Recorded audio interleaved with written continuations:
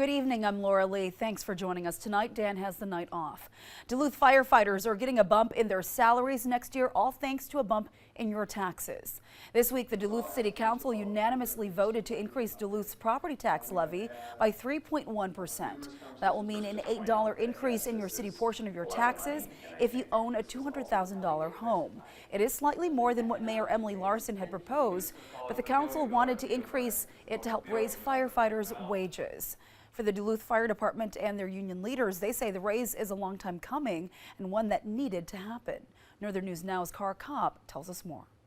We're looking at probably close to 16,000 runs this year. Again, another annual high. 2023 marked another busy year for the Duluth Fire Department and another year of low staffing numbers. Usually we lose one or two of our either candidates who are looking to apply to Duluth or current employees. Duluth Fire Chief Sean Creuset saying it's often because of the pay. It's not as much anymore as that pay gap widened over the years. According to a study done by the Minnesota Firefighters Association, when it comes to starting pay, Duluth was recently offering $53,000 a year.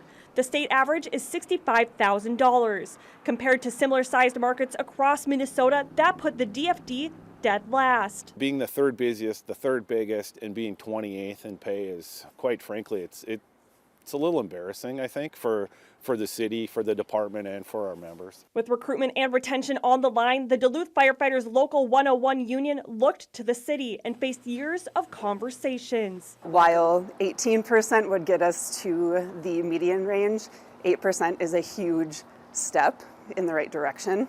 On Monday, the City Council approved raising firefighter wages by 8% in the new year, increasing property taxes to do so. We are choosing to invest in our staff long term, and so you see that additional increase, relatively modest increase in the budget to invest in our core public services and public safety, which is something that I think we can all agree is a priority long term.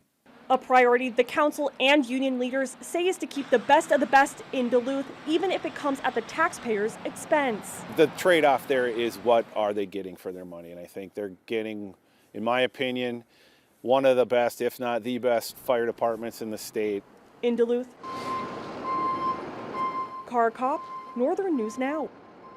Yeah, definitely worth investing in our local heroes. The pay raise is expected to begin right at the start of the new year. Meantime,